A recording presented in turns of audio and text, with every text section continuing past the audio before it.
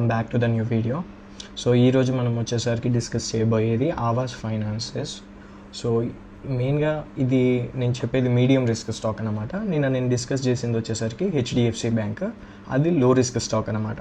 So మీరు అర్థం చేసుకోవాల్సింది ఏంటంటే, మీ పోర్ట్ఫోలియోలో 100 రూపీస్ ఇన్వెస్ట్ చేస్తున్నారు అనుకోండి, అందులో 60% లో రిస్క్ స్టాక్స్లో పెట్టాలి, 20% మీడియం రిస్క్ స్టాక్స్లో పెట్టండి, మిగతా 20 హై రిస్క్ స్టాక్స్లో పెట్టండి.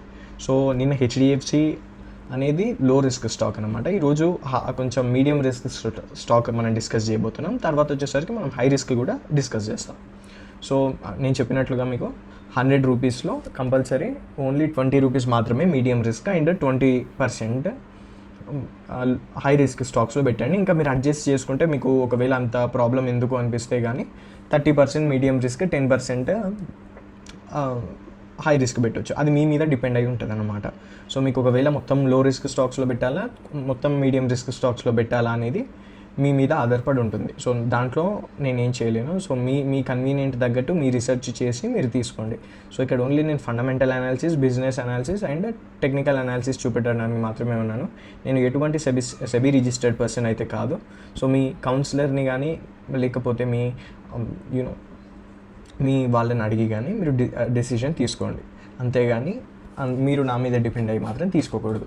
కోర్స్ నేను పెట్టినవే మీకు చెప్తాను, బట్ అయినా కానీ నేను చెప్పినట్లుగా మీ రీసెర్చ్ మీరు చేయండి. ఎందుకంటే అప్పుడప్పుడు పడిపోయినప్పుడు నాకు నేను చేసిన అనాలిసిస్ ప్రకారం నాకు తెలుసు మళ్ళీ లేస్తుందని. సో నేను ఏమంత భయపడను. మీరు భయపడి అమ్మేస్తే మాత్రం మీకు లాస్ అవుతుంది. అందుకే చెప్తున్నాను, మీ అనాలిసిస్ మీద వెళ్ళండి. అప్పుడప్పుడు మీ పాయింట్ ఆఫ్ వ్యూ అనేది, నా పాయింట్ ఆఫ్ వ్యూ అనేది డిఫరెంట్ ఉండొచ్చు. అలాంటప్పుడు ప్రాబ్లం అవుతుంది. సో ఈరోజు నేను చెప్పినట్లుగా ఆవాస్ ఫైనాన్స్ గురించి మనం డిస్కస్ చేయబోతున్నాం. ఎందుకు ఇది తీసుకున్నాను అనేది మీకు తెలుస్తుంది. సో ఆవాస్ ఫైనాన్స్ అనేది చెప్పిన సేమ్ ఎలా పేరుందో అది హౌసింగ్ ఫైనాన్స్ బిజినెస్ అనమాట. వీళ్ళు ఏం చేస్తారంటే హౌస్ లోన్స్ అనేటివి ఇప్పిస్తారనమాట. మీకు అర్థమవుతుంది, హౌస్ లోన్స్ అనేటివి ఇప్పిస్తారు. సో హౌ మచ్ వాళ్ళు ఎవరికి ఇస్తారంటే, ఎవరికైతే క్రెడిట్ స్కోర్ అనేది తక్కువగా ఉందో వీళ్ళ మెయిన్ టార్గెట్ అనమాట. సో అందరూ ఎఫర్ట్ చేయలేరు. ఎగ్జాంపుల్స్, ఇప్పుడు పేదవాళ్ళు ఎవరన్నా ఒక చిన్న ఇల్లు నిర్మిద్దాం అనుకున్నారంటే వాళ్ళ దగ్గర అప్పుడప్పుడు డబ్బులు ఉండకపోవచ్చు. సో వాళ్ళు ఏం చేస్తారు, ఏదో ఒక ఫైనాన్స్కి వెళ్ళాలి. పెద్ద ఫైనాన్స్లో ఇవ్వరు కావచ్చు. ఇప్పుడు బజాజ్ ఫైనాన్స్ ఆర్ హెచ్డిఎఫ్సి వెళ్ళినట్లయితే వాళ్ళు మీ క్రెడిట్ స్కోర్ అనేది బాగాలేదు, సో మేము ఇవ్వలేకపోవచ్చు అని చెప్పిన వాళ్ళకి వీళ్ళ మెయిన్ టార్గెట్ ఏంటంటే వాళ్ళనమాట. ఎవరైతే వేరే బ్యాంక్స్ ఇవ్వట్లేదో వీళ్ళు ఏం చేస్తారంటే వీళ్ళకి కొంచెం హై ఇంట్రెస్ట్తోని, అంటే ఇప్పుడు వాళ్ళకి ఏంటి, వాళ్ళు ఎవరు ఇవ్వట్లేదు కాబట్టి హై ఇంట్రెస్ట్ రేట్కి తీసుకోవాలన్నమాట. సో ఆవాస్ ఫైనాన్స్ అనేది వీళ్ళ దగ్గర తీసుకోబడుతుంది. వీళ్ళు మెయిన్ క్లయింట్స్ ఎవరంటే మన బిలో మిడిల్ క్లాస్ అని నేను చెప్పొచ్చు. వీళ్ళ మెయిన్ క్లయింట్స్ అనమాట. కొంచెం హై రిస్క్, అలాగే వీళ్ళకి ప్రాఫిట్స్ కూడా అదే విధంగా ఉంటాయన్నమాట. మార్కెట్ క్యాపిటలైజేషన్ ఇది మిడ్ క్యాప్ కిందకి అనుకోవచ్చు. 12,155 crores అంటే ది కరెంట్ వాల్యూ ఈజ్ 1,537. ఇది 414 బుక్ వాల్యూ ఉంది. సో బుక్ వాల్యూ అనేది 3 times ఉంది కాబట్టి పెద్ద ఇప్పుడు మన ఇండియాలో ఏంటంటే కన్జ్యూమర్ బేస్డ్ కంపెనీస్ బాగా క్లిక్ అవుతాయి అన్నమాట. సో మన ఇండియా అనేది కన్జ్యూమర్ బేస్డ్ కంట్రీ అంటాం. సో ఫైనాన్సెస్ లేకపోతే యూనిలివర్, బ్యాంక్స్ ఇవన్నీ చాలా క్లిక్ అవుతాయి మన దగ్గర. అలానే టీసీఎస్ అనేది మనకి యూఎస్ మీద డిపెండ్ అయ్యి ఉంటుంది, కానీ మన ఇండియా మీద డిపెండ్ అయ్యి ఉండేవి మాత్రం ఈ కన్జ్యూమర్ బేస్డ్ కంపెనీస్. సో అందుకే నేను ఎక్కువ కన్జ్యూమర్ బేస్డ్లో పెడతాను ఐటీ కన్నా. కోర్స్ నా పోర్ట్ఫోలియోలో ఐటీ కూడా ఉంది, ఎందుకంటే అది 3-4 years నుంచి రిటర్న్స్ ఇవ్వలేదు కాబట్టి it may go up. So that's why నేను మనీ అంతా అందులో, అంటే కొంచెం పాటు మనీ మాత్రం పెట్టాను.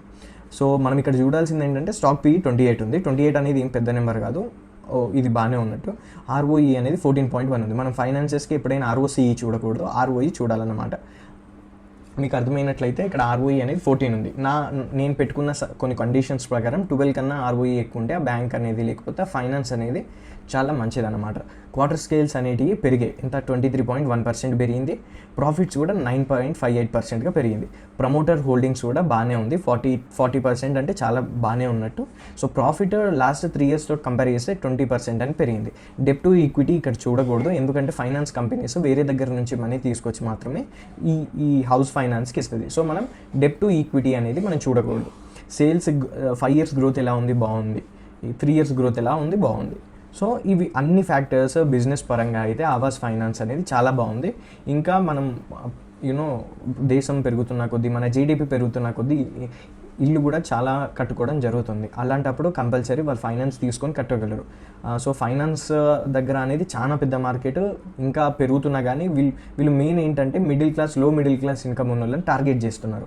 సో వీళ్ళ స్పేస్లో వీళ్ళకు ఒక స్పేస్ అనేది ఉంది, ఆల్రెడీ క్రియేట్ చేసుకున్నారు వీళ్ళు. సో వీళ్ళ కస్టమర్స్ అనేది కొంచెం డిఫరెంట్ ఉంటుంది ఇప్పుడు మామూలుగా మనకి హోమ్ లోన్స్ ఇచ్చేవారికన్నా.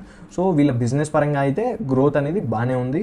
సో మనం చూసినట్లయితే గ్రోత్ బాగానే ఉంది బిజినెస్ పరంగా అయితే. ఇప్పుడు మనం ఫండమెంటల్స్ ప్రకారం వెళ్దాం. నేను చెప్పినట్లుగా బిజినెస్ 3 years నుంచి 20% ప్రాఫిట్స్ జరుగుతుంది, కానీ సేల్స్ మాత్రం 26% పెరిగింది. ఇంకోటి మీరు అర్థం చేసుకోవాల్సింది ఏంటంటే బిజినెస్ అనేది అన్ని స్టేట్స్లో లేదు. సౌత్ ఇండియాలో ఓన్లీ కర్ణాటకలో మాత్రమే ఉంది. సో ఇంకా చాలా స్టేట్స్కి పెనట్రేట్ అవ్వడం అనేది ఉంది. సో వీళ్ళ స్కోప్ కూడా పెరగడం అదే విధంగా ఉంటుందన్నమాట. ఫర్ ఎగ్జాంపుల్స్ ఇప్పుడు ఆంధ్రప్రదేశ్ తెలంగాణలో ఆవాస్ ఫైనాన్స్ అనేది లేదు. వాళ్ళు ఒకవేళ ఇక్కడికి కూడా వచ్చారనుకో, ఇక్కడ నుంచి లోన్స్ తీసుకునే వాళ్ళు కూడా పెరుగుతారనమాట. అలా జరుగుతుంది, అలా మార్కెట్ పెరుగుతుంది. ఇది మనం అర్థం చేసుకోవాలి. సో లాస్ట్ 5 years నుంచి చూస్తే 3 years నుంచి చూద్దాం. లాస్ట్ 3 years నుంచి చూస్తే 1349 రూపీస్ నుంచి ఇప్పుడు 1394, అంటే దగ్గర 1536 రూపీస్ దగ్గరనే ఉంది. అంటే దగ్గర మీకు ఏం ప్రాఫిట్స్ వస్తున్నాయి అంటే అప్పుడు ఎప్పుడో దొరికిన 3 years ముందు ప్రాఫిట్స్ 20% తక్కువ ఉంది, సేల్స్ 30% తక్కువ ఉంది, అన్నీ తక్కువ ఉన్నాయి. కానీ అప్పటి రేటు మాత్రమే మీకు దొరుకుతుంది. ఇది ఒక పాజిటివ్ పాయింట్ అన్నమాట. మీరు తీసుకోవాలనుకుంటే మనం చూడాల్సింది. సో పీ రేషియో ఎంత ఉందనేది కూడా చూద్దాం మనం.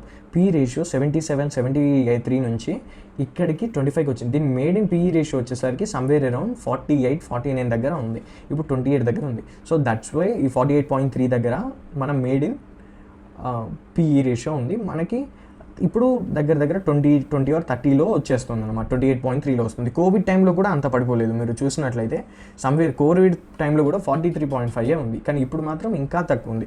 సో ఇది కోవిడ్ కన్నా మంచి బై ఇప్పుడు కొనుక్కుంటే మాత్రం.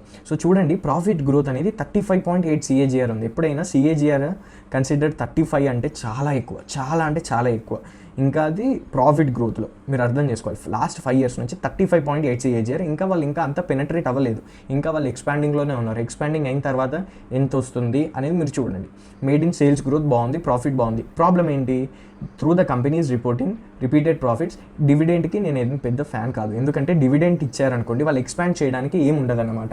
మీకు డివిడెంట్ ఇచ్చుకుంటా కూర్చుంటే వారు ఒక బిజినెస్ ఉంటే అక్కడనే ఉంటుంది. అదే డివిడెంట్ ఇవ్వకుండా వాళ్ళు ఆ మనీ తీసుకెళ్ళి ఇంకో దగ్గర ఇన్వెస్ట్ చేయొచ్చు మీకు ఇచ్చే డివిడెంట్లో. సో నేను డివిడెంట్కి పెద్దగా కాను, ప్లస్ నేను డివిడెంట్ కావాలంటే మాత్రం నేను వేరేది కూడా చూస్తానన్నమాట. అలాగే కంపెనీ లో ఇంట్రెస్ట్ రేషియో, కవరేజ్ రేషియో నేను చెప్పినట్లుగా ఇది ఓన్లీ ఎవరికి ఇస్తుంది? హై రిస్క్ పీపుల్కి, మీడియం రిస్క్ పీపుల్కి కవరేజ్ రేషియో ఇస్తుంది అనమాట. సో అప్పుడప్పుడు లో ఇంట్రెస్ట్ రేషియో కవరేజ్ ఉంటుంది ఎంతైనా కొంచెం. ఇది నెగిటివ్ పాయింట్. నేను చెప్పేది ఇంకా నెగిటివ్ పాయింట్స్ కవర్ చేయడం స్టార్ట్ చేయలేదు, కానీ ఇది ఒక నెగిటివ్ పాయింట్ కూడా. ఎందుకంటే వీళ్ళు ఇచ్చేది మీడియం రిస్క్, కానీ వాళ్ళ బిజినెసే అది, అంతే కదా. సో కంపెనీ ఈక్విటీ 3 years ఇది మేబీ పెరుగుతుంది, దీని గురించి అంత అవసరం లేదు. ఇవన్నీ కంప్యూటర్ జనరేట్ అనమాట. దీంట్లో అవసరం వచ్చేటి మనం చూడాలి. ప్రమోటర్స్ హోల్డింగ్ అంత అవసరం లేదు, might capitalizing the interest cost అవసరం లేదు. So only one negative point, అది మెయిన్ కన్సర్న్ అదే అన్నమాట. నెక్స్ట్ ఇప్పుడు మనం వచ్చేసరికి దీంట్లో HDFC life, housing, PNB finance, Aptus value, Aavas అనేది 5th ప్లేస్లో ఉంది. దాని పీఈ రేషియో 28 ఉంది. అఫ్కోర్స్ వీటికన్నా ఎక్కువనే ఉంది పీఈ రేషియో, కానీ మీరు అర్థం చేసుకోవాల్సింది ఏంటంటే ఇది ఎక్స్పాండింగ్ బిజినెస్. ప్లస్ మన ఇండియాలో లో మిడిల్ క్లాస్ ఇంకా పూర్ పీపుల్, అదే పూర్ అంటే పూర్ కాదు, లైక్ లో medium plus middle class incomes అనేవాళ్ళు చాలామంది ఉంటారు. కాబట్టి ఆవాస్ ఫైనాన్స్ అనేది ఇక్కడ మ్యాక్సిమం ప్రాఫిట్లు తేవడానికి మాత్రం అవకాశం ఉంటుంది. ఇప్పుడు మన రెవెన్యూ చూసినట్లయితే 2012 నుండి 2023 వరకు, రైట్, 2012 కాదు కానీ 2013 నుంచి 18 crores నుంచి 1608 crores పెరిగింది రెవెన్యూ. సో ఇది చాలా పెరిగింది. ఇంట్రెస్ట్ కూడా, so interest 591 crores and expenses కూడా పెరిగాయి. మేబీ పెరుగుతాయి, తగ్గుతాయి. ఫైనాన్షియల్ ప్రాఫిట్ వచ్చేసరికి 3 to 576 బాగానే ఉంది. టోటల్ యావరేజ్గా వచ్చేసరికి 430 crores. ఇది లాస్ట్ 7 yearsగా పెరుగుతుంది. నేను కన్సాలిడేషన్ చూడట్లేదు, నేను కన్సాలిడేషన్ పెడితే 93, 176, 289, 345, 430 crores. సో ఇది పెరుగుతూ ఉందన్నమాట. ఇంట్రెస్ట్ నెట్ ప్రాఫిట్ అనేది పెరుగుతుంది. నేను చెప్పినట్లుగా డివిడెంట్ ఏం పెంచేయట్లేదు, కానీ ఈపీఎస్ చూడండి, ఈపీఎస్ పెరుగుతుంది. ఇదొక చాలా మంచి సైన్ అన్నమాట. ఎంత పెరుగుతుంది? 45 నుంచి 54, మినిమం 10 rupees ఆఫ్ డిఫరెన్స్ ఉంది. సో అది చాలా మంచి సైన్. సో బారోయింగ్స్ అనేటివి నేను చెప్పినట్లుగా అది ఫైనాన్స్ కంపెనీస్ కాబట్టి బారోయింగ్స్ తీసుకొని మాత్రమే ఇస్తాయి. CWIP పేమెంట్స్ అనేది నేను తర్వాత ఎక్స్ప్లెయిన్ చేస్తాను, ఇక్కడ అవసరం లేదు అది. సో బ్యాలెన్స్ షీట్ బాగానే ఉంది. అలాగే ప్రాఫిట్ అండ్ లాస్ స్టేట్మెంట్స్ బాగానే ఉన్నాయి. ప్రాఫిట్ పెరుగుతుంది, గ్రోత్ పెరుగుతుంది, రెవెన్యూ పెరుగుతుంది, ఫైనాన్షియల్ మార్జిన్ కూడా పెరుగుతుంది. చూడండి, ఫైనాన్షియల్ మార్జిన్ 28 నుంచి 36% వచ్చింది. అఫ్కోర్స్ 2019లో కొన్ని రిలాక్సేషన్స్ వల్ల 38% వచ్చింది. ప్లస్ ఇది మనకి ఫైనాన్షియల్ మార్జిన్స్ కూడా అంతే వచ్చాయి. ప్లస్ ఇప్పుడు ఆవాస్ ఫైనాన్స్కి మన ఆర్బీఐ గైడ్లైన్స్ ప్రకారం ఎక్కువ నేనేమంటామంటే ఎక్కువ ఇంట్రెస్ట్తోనే వస్తుందన్నమాట. సో మేబీ అది చేంజ్ అవ్వడానికి ఆస్కారం ఎక్కువ ఉంది. ఇప్పుడు నెక్స్ట్ వచ్చేసరికి మనకి నేను చెప్పినట్టు క్యాష్ ఫ్లో ఎక్కువ ఉంది. ఆర్ఓఈ అనేది కూడా 12 కన్నా ఎక్కువ ఉంటే మంచిది అన్నట్టు. సో వీళ్ళ ఆర్ఓఈ కూడా ఇంక్రీజ్ అవుతుంది. ప్రమోటర్స్ హోల్డింగ్ 39% ఉంది. మేబీ ప్రమోటర్స్ గురించి మనం చేయాల్సిన అవసరం లేదు, డిక్రీజ్ చేసుకుంటారు, కొంతమంది ఇంక్రీజ్ చేసుకుంటారు. ట్రేడ్స్ చూసినట్లయితే bulk deals so share generic ఉంది అనమాట. ఎంత 3,96,000 క్వాలిటీగా ఉంది. ఒక్కొక్కటి 1,427 రూపీస్కి ఉంది.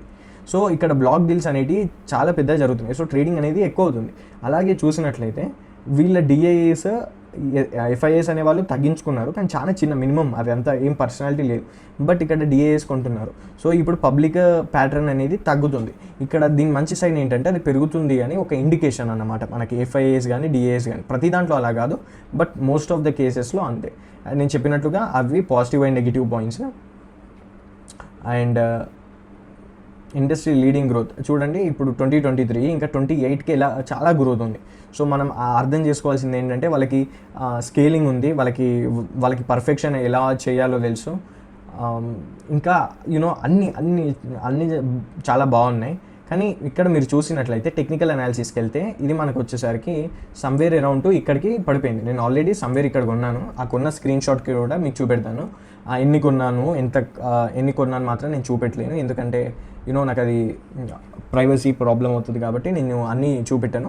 ఓన్లీ నేను ఎంత ప్రైస్ కొన్నా, ఇప్పుడు నేను ఎంత ప్రాఫిట్లో ఉన్నాను. నేను రీసెంట్గానే ఉన్నాను, అబౌట్ ఒక 20 to 30 డేస్ కావచ్చు. 20 to 30 డేస్ కూడా కాదు, చాలా తక్కువ రోజులు అయింది, ఒక 15-16 డేస్. నేను already somewhere around 9 to 10% profit వచ్చింది. ఆల్రెడీ అప్పుడప్పుడు 15% కూడా పెరిగింది.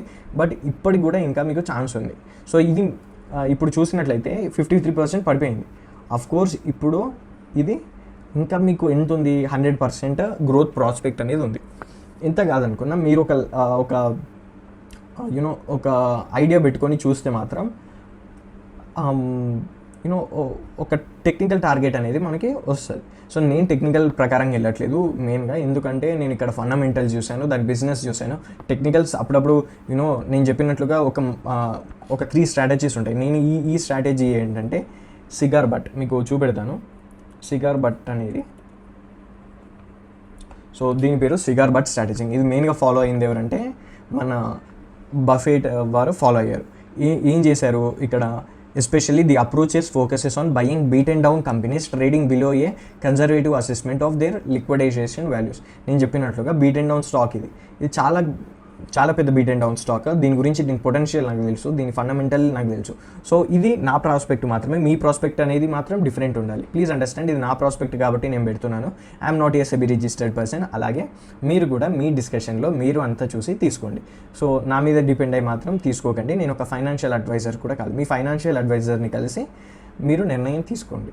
నా ప్రాస్పెక్ట్లో ఇది పెరుగుతుంది, ఎంత పెరుగుతుంది అనేది మాత్రం నేను సమ్వేర్ అరౌండ్ 120 to 130 టార్గెట్ పెడతాను. అది 3 years అయినా నాకు ఓకే, పర్లేదు, 4 years అయినా పర్లేదు, ఎందుకంటే నా టార్గెట్ CAGR వచ్చేసరికి అబౌట్ 20 to 30%. అఫ్కోర్స్ నేను వేరే టార్గెట్ చేసేది ఎక్కువ ఉంటుంది 40%, బట్ 40% పెరుగుతుంది అంటే నాకు 2 yearsలో నాకు 100% వచ్చిందంటే మాత్రం నాకు 50 CAGR ఇస్తుంది. So 50 CAGR is not bad, not at all bad, ఎందుకంటే 50 CAGR అందరికీ ఇవ్వలేదు. సో అందుకే నేను ఆవాస్ ఫైనాన్స్, మీరు ఒకటి అర్థం చేసుకోండి, నేను ఆవాస్ ఫైనాన్స్ మిడ్ రిస్క్లో వేసాను. సో మీరు 10% పడిపోయినా కానీ దానికి ఓర్చుకోవాలి. Thank you guys.